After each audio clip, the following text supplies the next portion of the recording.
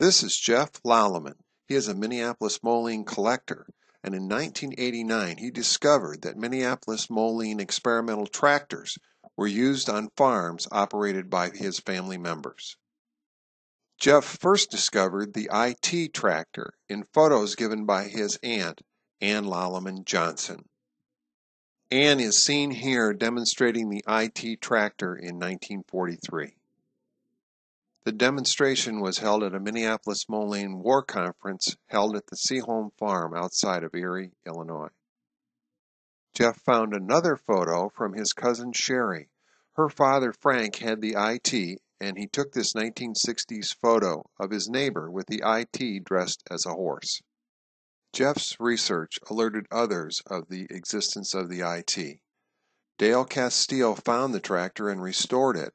In this photo, Jeff's Aunt Ann is reunited with the IT. Jeff's mom Betty took this photo of another experimental tractor in use on a family farm, probably in the summer of 1947. His older brother Ron is seen in the foreground and his father Fred is by the combine. This photo was discovered later by Lauren Book. We are guessing the tractor was dubbed the ET.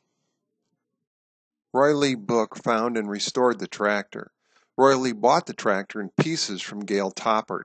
Gail had purchased the tractor from Jeff's Uncle Chuck Doogie, and Gail said that the bill of sale from Uncle Chuck said miscellaneous parts.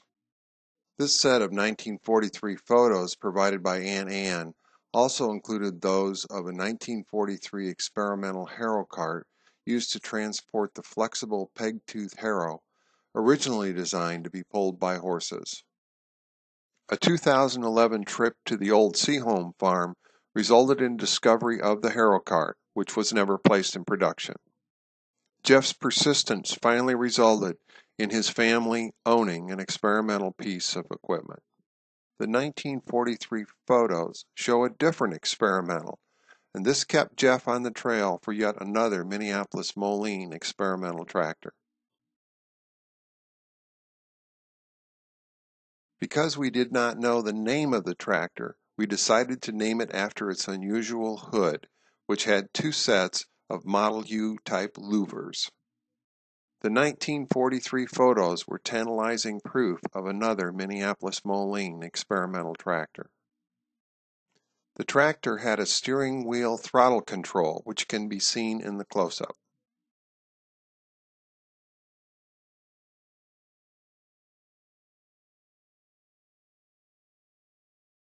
Castile's and Book's restorations revealed that the Minneapolis Moline engineers wanted experimental tractor parts specifically identified with EX numbers.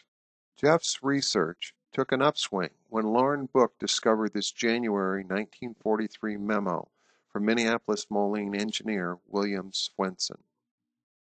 Lauren also found more photos of the experimental, like the one seen in the 1943 photos from the Seaholm farm. The engineers had labeled this Minneapolis Moline experimental the NT. In the memo, Engineer Swenson details the innovations incorporated in the experimental NT tractor. The NT was planned as a replacement for the Model Z. This may be the same tractor seen in the September 1943 photos, although in those photos the tractor is missing its wheel guards. One of the innovations is a three-bearing crankshaft. The EX numbers may be seen imprinted on the crankshaft on the right side of this photo.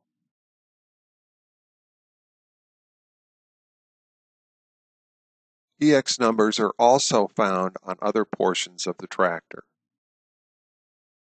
The battery was on a sliding tray to permit accessibility. The NT was to use the OE engine then being used in the military. Innovative hydraulic valves were successfully used in the military NTX. The notation on the photo says that it would result in noiseless operation, increased valve life, increased speeds, and automatic take-up. Over 800 NTX vehicles were produced during World War II. This model was restored by Bill Ellis. Bill provided this photo of Minneapolis-Moline NTX vehicles pulling B-17 bombers in Seattle in 1944. This Model NT used the patented throttle clutch, clearly seen mounted below the steering wheel. Note the throttle clutch in these 1943 photos.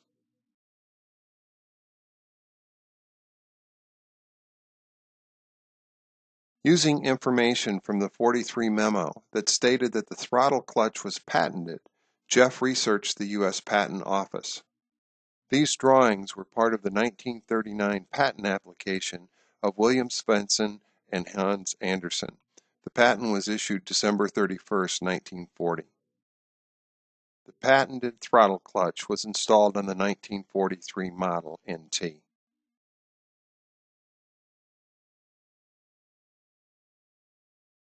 With the control mounted below the steering wheel, the operator could engage both the throttle and the clutch with one lever.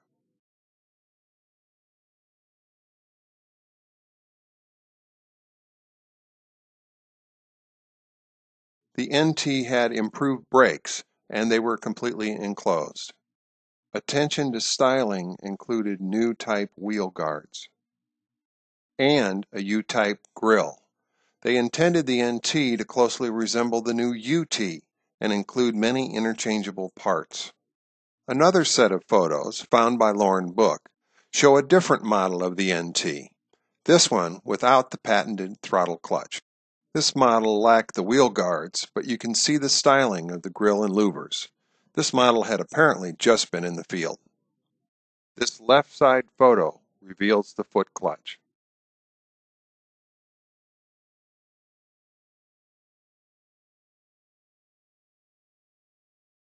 The more powerful NT never replaced the venerable Z, a model which would actually last in some form for 19 years.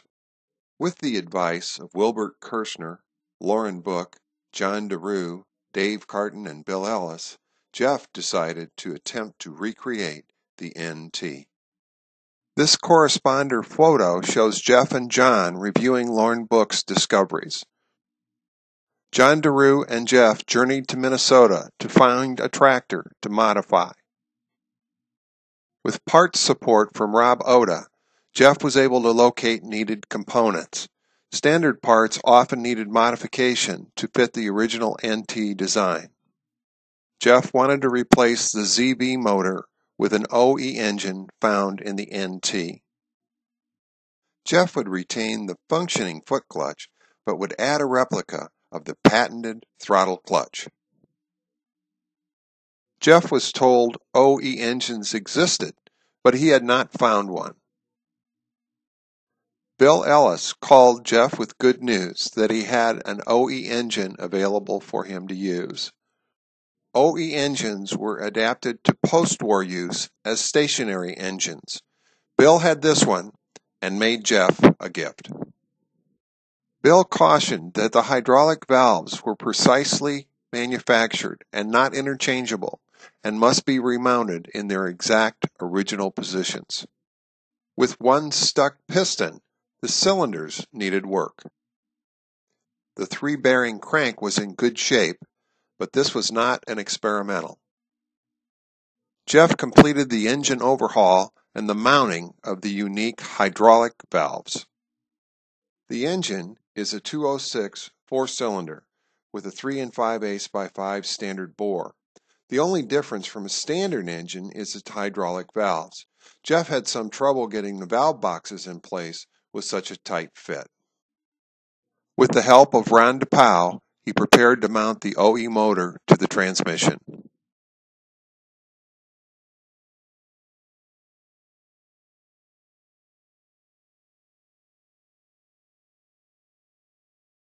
The hydraulic valves work as a master piston that follows the cam lobe, and it pumps oil through the passages in the boxes to a button piston that pushes on each valve stem to open the exhaust and intake valves on the engine. It's all done hydraulically, not mechanically. Each master and button valve are lapped in their own bore. There are no O-rings or packings. They are machined that precisely.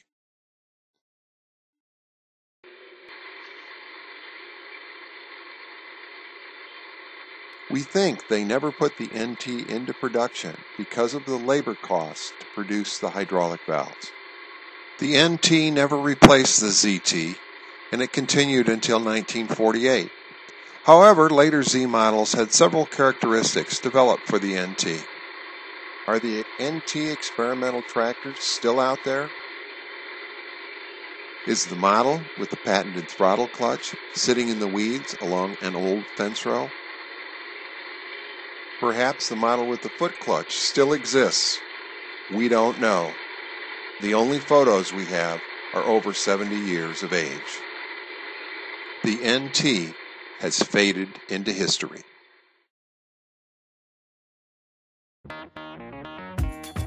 But the NT clone will serve as a tribute to the innovation of engineers Swenson, Anderson,